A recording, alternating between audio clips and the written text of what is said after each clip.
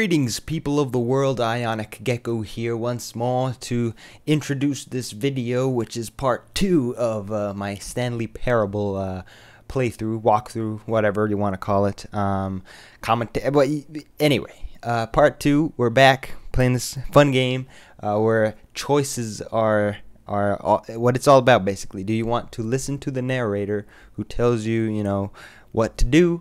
Or do you want to do the opposite or just something else and just kind of ignore the narrator, take control for yourself? But then, like, it's a fun game because it's all about manipulating the story and you being manipulated, and it's, yeah, so I hope you enjoy. Enough of this. This intro doesn't need to be long. I'll see you at the end. Yeah, I hope you enjoy. See you guys later. All of his co-workers were gone. What could it mean? Alright. Stanley decided to go to the meeting room. Perhaps he had simply missed a memo. You know what? No, we're not going to the meeting room. Fuck you and your story, narrator. When Stanley came to a set of 2 open, this was not the correct way to the meeting room, and Stanley knew it perfectly well. Perhaps he wanted to stop by the employee lounge first, just to admire it. Yeah. Yes, truly a room worth admiring. It had really been worth the detour after all, just to spend a few moments here in this immaculate, beautifully constructed room. Stanley simply stood here, drinking it all in. Yep. I'm glad I made this choice. Eager to get back to business, Stanley took the first open door on his left. Nope. Stanley was so bad at following directions, it's incredible he wasn't fired years ago. Whoa. What the fuck is this place? Holy shit, that's a lot of boxes. It's like the big ass box room from Indiana Jones. Not really, but look at that. Look at that. Do not jump from the cargo lift while it is in motion. Will cause death. Penalty for misuse of cargo lift, $1,000. Penalty for jumping off the cargo lift. Okay, so we can't misuse this or whatever. Stanley, I think perhaps we've gotten off on the wrong foot here. I'm not your enemy, really, I'm not. I realize that investing your trust in someone else can be difficult, but the fact is that the story has been about nothing but you all this time. There's someone you've been neglecting, Stanley. Someone you've forgotten about. Please, stop trying to make every decision by yourself. Now, I'm not asking for me, I'm asking for her. Her? This is it, Who's Stanley. her? Your chance to redeem yourself, to put your work aside, to let her back into your life. She's been waiting. No, you're just saying some more bullshit, man. The fuck, dark room? Ah! Whoa! That's her, Stanley. You need to be the one to do this, to reach out to her. If you can truly place your faith in another, then pick up the phone. Okay. I'll pick it up now.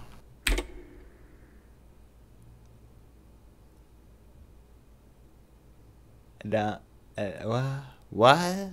427. Stanley, is that you? Hold on, sweetie. Sorry to keep you waiting. I'm just pulling the bread out of the oven. All right. Okay, there we go.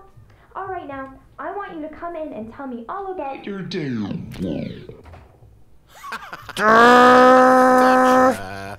You fuck. Come on. Did you actually think you had a loving wife? I considered it. I'm trying to make a point here, Stanley. I'm trying to get you to see something. Come inside. Let me show you what's really going on here. I hate you, narrator. This is a very sad story about the death of a man named Stanley. No! Good morning, employee. Press X on your keyboard. No, I'm gonna press F. Okay, fine, X. Stanley is quite a boring fellow. He has a job that demands nothing of him, and every button that he pushes is a reminder of the inconsequential nature of his existence. No! Pushing buttons, doing exactly what he's told to do. Now he's pushing a button. Now he's eating lunch. Now he's going home. Now he's coming back to work. One might even feel sorry for him, except that he's chosen this life. Oh, stupid Stanley. But in his mind, he can go on fantastic adventures. From behind his desk, Stanley dreamed of wild expeditions into the unknown, fantastic discoveries of new lands. It was wonderful. Yeah. And each day that he returned to work was a reminder that none of it would ever happen to him. God damn it. So depressing. L to watch TV. And so he began to fantasize about his own job. First, he imagined that one day while at work, he stepped up from his desk to realize that all of his co-workers, his boss, everyone in the building had suddenly vanished off the face of the earth. The thought excited him terribly. What the fuck? So he went further. He imagined that he came to 2 open doors and that he could go through either. At last, choice. It barely even mattered what lay behind each door. The mere thought that his decisions would mean something was almost too wonderful to behold. Yep. As he wandered through this fantasy world, he began to fill it with many possible paths and destinations. Down one path lay an enormous round room with monitors and mind controls. Yeah. Down another was a yellow line that weaved in many directions, and down another was a game with a baby. And What? he called it the Stanley Parable. It was such a wonderful fantasy, and so in his head he relived it again, and then again, and again, over and over, wishing beyond hope that it would never end, that he might always feel this free. Surely there's an answer down some new path, mustn't there be? Perhaps if he played just one more time. But there is no answer. What the? How Oh. could there possibly be? In reality, all he's doing is pushing the same buttons he always has. Nothing has changed. The longer he spends here, the more invested he gets. The more he forgets which life is the real one. I don't wanna. I don't wanna press X. I don't wanna do it. My life is a sham. And I'm trying to tell him this. That in this world, he can never be anything but an observer. That Fuck as long you. as he remains here, he's slowly killing himself. But he won't listen to me. He won't stop. Here, watch this. Stanley, the next time the screen asks you to push a button, do not do it. No, I'm gonna do it.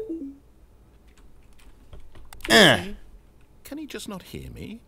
How can I tell him in a way that he'll understand that every second he remains here, he's electing to kill himself? How can I get him to see what I see? How can I make him look at himself? Well, show me a mirror. I suppose I can't, not in the way I want him to. But I don't make the rules. I simply play to my intended purpose, the same as Stanley. We're not so different, I suppose. Oh I'll God. try once more to convey all this to him. I'm compelled to. I must. Perhaps, well, maybe this time he'll see. Maybe this time.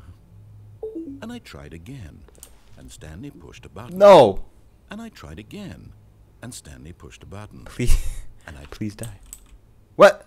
What? Screen went black. What the fuck happened? Did I die? No. Don't make me start from the beginning.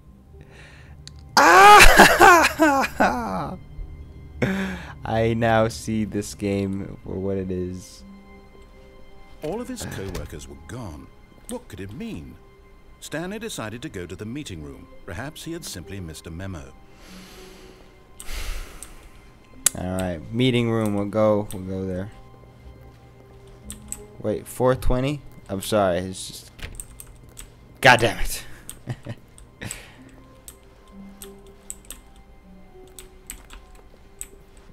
Alright, I guess we'll follow him this time. We'll go left.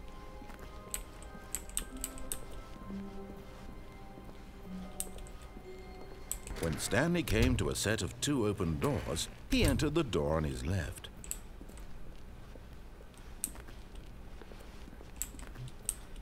Yet there was not a single person here either. Feeling a wave of disbelief, Stanley decided to go up to his boss's office, hoping he might find an answer there. How does dissolve a dispute? Let well decide to take a press agreement. Resent co-workers for not supporting you more. Excellent. Using slides to assure employees that everything is okay. Make sure your slide has a slick blue. Ah, my God. Wait. Okay.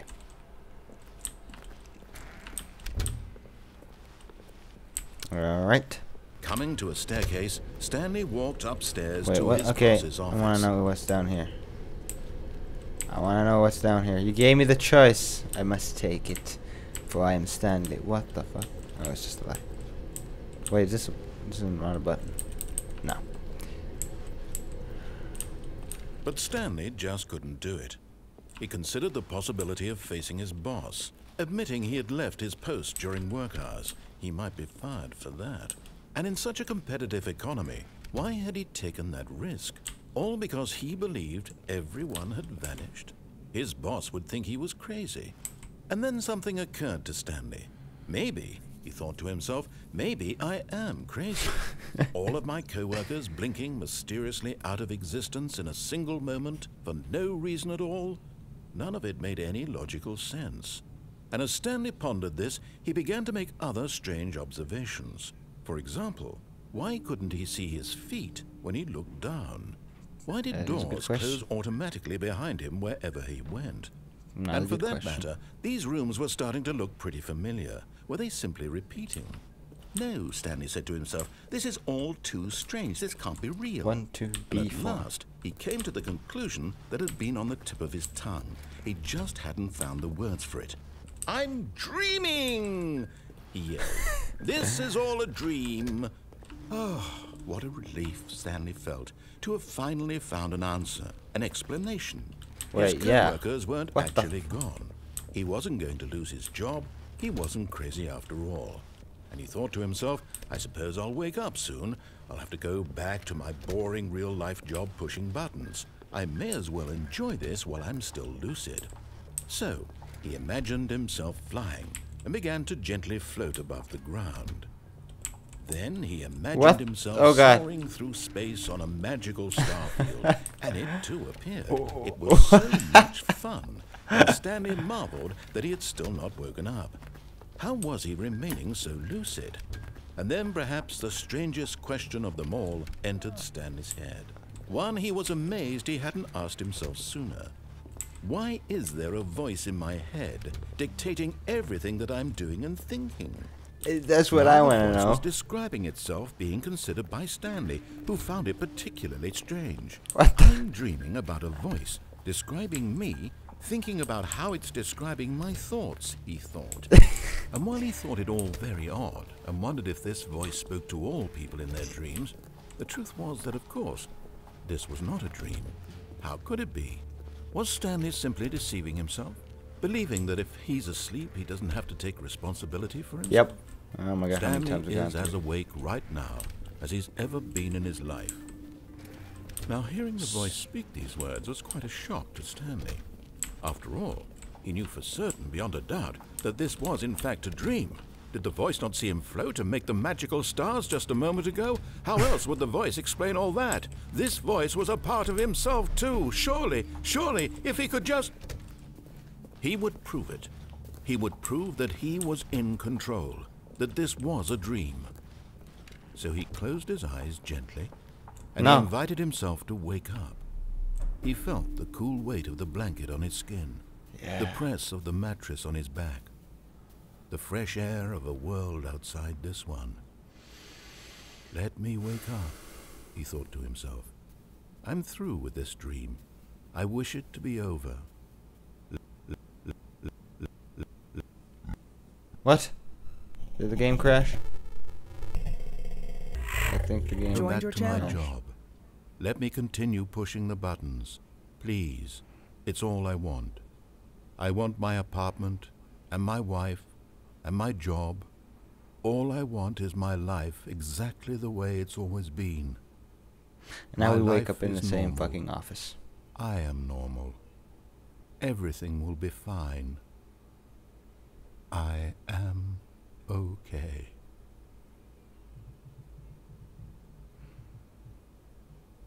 Huh? We're still here? Stanley began Sorry about screaming. that. Please, someone, wake me up. My name is Stanley. I have a boss. I have an office. I am real. Please, just someone tell me I am real. I must be real. I must be. Can anyone hear my voice? Who am I? Who am I? And everything went black. But what? And then now we start in the office. This is the story of a woman named Mariella. What the? Mariella woke up on a day like any other. She arose, got dressed, gathered her belongings, and walked to her place of work. But on this particular day, her walk was interrupted by the body of a man who had stumbled through town talking and screaming to himself, and then collapsed dead on the sidewalk. And although she would soon turn to go call for an ambulance, for just a few brief moments, she considered the strange man. He was obviously crazy. This much she knew. Everyone knows what crazy people look like. And in that moment, she thought to herself how lucky she was to be normal. I am sane. I am in control of my mind. I know what is real and what isn't. It was comforting to think this, and in a certain way, seeing this man made her feel better. Then she remembered the meeting she had scheduled for that day. The very important people whose impressions of her would affect her career, and by extension, the rest of her life. She had no time for this, so it was only a moment that she stood there, staring down at the body. And then she turned and ran. God. God. Okay, now we wake up, right? Now we like start in the loading screen. We started the. Oh God, this game, man. Sorry about that whole lag issue. I hope it didn't fuck up anything. That was because my TeamSpeak's open and someone joined my channel. I should definitely close it next time I record. My apologies. All of his co-workers were gone. All right, let's follow exactly what he says this time. Stanley decided to go to the meeting room. Perhaps he had simply missed a memo. You know, but the fun is not following what he says, because then you put the story in a different direction. Granted, you have to start all over again. But hey, it's cool. When Stanley came to a set of 2 open doors, he entered the door on his left. I wonder if there's a counter on how many times you've like started it over and Yet there was not a single person here either. Feeling a wave of disbelief, Stanley decided to go up to his boss's office. Hoping coming to a staircase, Stanley walked upstairs to his boss's office.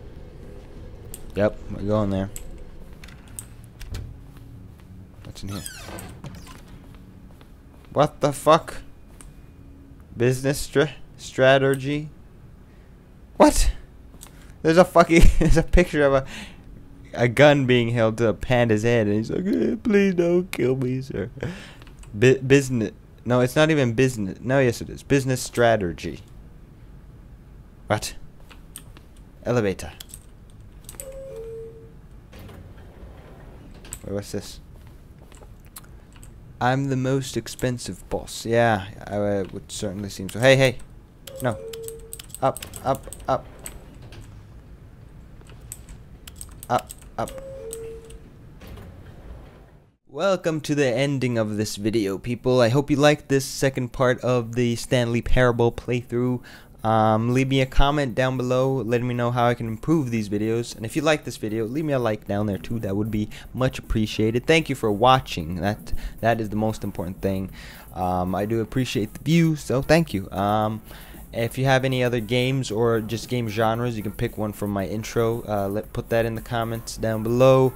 There'll be more of this, obviously. I'm going to finish this game. It'll be a lot of fun. No webcam until part 4 because I recorded the first 3 parts before, you know, the webcam or before I had my DSLR, so the webcam fucked up and didn't record this, even though I had it recording. But, you know, it's a piece of shit. And no need to worry about it anymore. But yeah, other than that, check out my twitch.tv/IonicGecko. I'm gonna be live streaming a bunch of games, probably Battlefield for the time being. But they'll be, if you're missing on content or you just want to see me pwn some noobs, check that out. I will be playing that game. Other than that, I think that's about it. Thanks again for watching. This is Ionic Gecko. I'm signing off. I will catch you on the flip side. See you later, guys.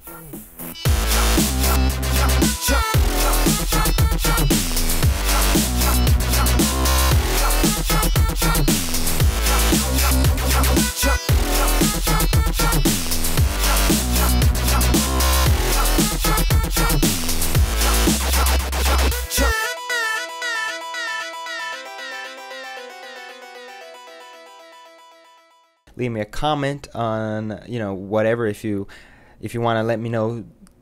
Shit.